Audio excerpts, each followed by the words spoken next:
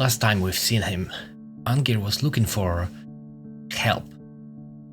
Help in getting the revenge on the goblins from the fort, who killed his companion, probably his horse and his camel, and a few dogs.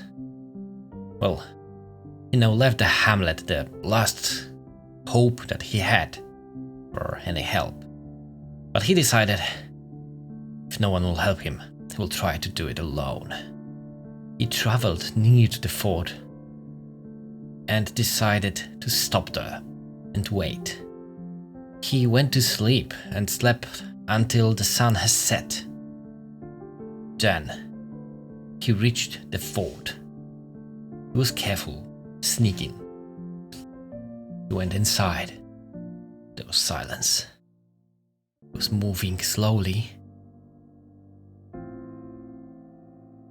He saw the body of Sekar, and his heart immediately filled with sorrow. He had to quickly compose himself and started hearing someone. He saw one goblin, but fortunately, this goblin didn't see Angir. Oh no, this was close, too close almost. He went and grabbed the body of Sekar. On his way out, he heard goblins fighting. That could be used to his advantage. He carried the body of Sekar to the forest, where he buried his companion under the tree. It was my decision that led you here, Sekar, and by my actions, they will regret that. He then silently went back to the fort, climbed the walls in search of any lonely goblin that could have strolled so far, but found no one. He started to lose hope and thought that maybe he should sneak closer to the main hall when he heard footsteps going north to the tower which he used to enter the walls. He also continued hearing those fight sounds, which was very strange, but not uncommon among the goblins. He carefully followed the footsteps, and inside of the tower, he found goblin pikemen almost on the stairs. He immediately, though quietly, started to run and attacked the goblin. The creature was so surprised that it didn't even fight back, just tried to jump away. Angir was able to stab him into the lower body, and the goblin started to run. No, he can't reach the main hall, Angir thought quickly to himself. Goblin was fast, but Angir was faster. The mercenary tried a few times to strike Goblin's head, but the helmet deflected the attacks. Then, finally, Angir was able to strike one of Goblin's legs. This meant that the fight was almost over. Angir repeatedly struck Goblin's breastplate in anger. Each one shot deflected by it, but it had its limits. Finally it broke, and Angir stabbed Goblin in the chest. Then he delivered the final blow to the neck, cutting the head off. The rage inside of Angir didn't yet go away. When he calmed a little, he realized that he keeps hearing the sounds of the fight from the south. But also, he heard someone moving slowly nearby. Heavily wounded goblin tried to escape the main hall and reach a safe place to recover his wounds.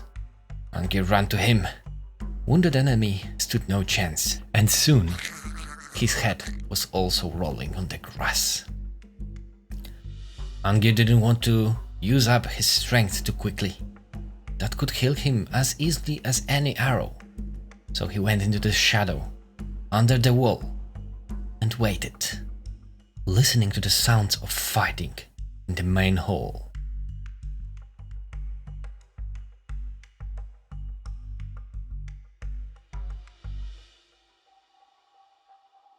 After resting for a bit, he went around the building to see if there are many goblins left there. Oh, there are so many of them, he he thought. He then looked at most of them, and they looked asleep. So he took the helmet off the nearest goblin that was lying in the doorstep and delivered quiet final blow to the head. A few of goblins had their eyes open, but Angir wasn't sure if they're awake or asleep, since they didn't seem to notice him. It was really dark in there. Then he tried to take the helmet off another one goblin, but the goblin woke up and started running. Nobody else woke up, which was strange, but other goblins must have been normal for them that somebody had to go out during the night. Angir silently went out of the main hall. He then chased the goblin on the walls and noticed that he was getting tired. He decided to slow down himself and listen closely to what the goblin was doing around. He was waiting for the goblin to use all of his stamina. And it did happen. And when that happened, Angir ran fast and released his fury of blows. Most of them were deflected by the iron armor of the goblin, but a few reached their target, one to the leg, and one right where the armor was connecting. This shot pierced the lung of the goblin. A few strikes more, and goblin lost its consciousness. Angir patiently removed the helmet from the goblin and used his sword again. He needed to rest a bit again, but he wasn't done. His eyes were still filled with fury. After resting for a little bit, he went back to the main hall only to see all goblins deeply asleep. It was still loud from all the snoring. It might have helped him previously. You will pay. Went to the nearest goblin, removed his helmet, and took his life. Then he went to another and did the same. And another, and another. This went for a little while, but finally, the night went quiet. All of the goblins inside the fort were killed. Angir was surprised to find in this room his camel and Eugenio, the horse, both a little bit wounded, but otherwise doing okay. The goblins must have tried to adopt them as pets. After the deed, his whole armor was covered in goblin blood. He now became a true goblin nightmare. He had found on one of the goblins an iron crossbow. It felt good to hold the crossbow again. Adrenaline was still flowing through his veins, and he thought that he needs to make sure that this place is cleared. He searched through all the fort and the surrounding towers, but didn't find any other goblin around. He decided against sleeping inside the fort, as there was still a possibility that some of the goblins might have been patrolling nearby. So he left the fort, found a tree nearby, and went to sleep.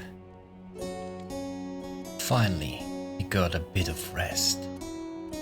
There was still much to do, but that had to wait for another day.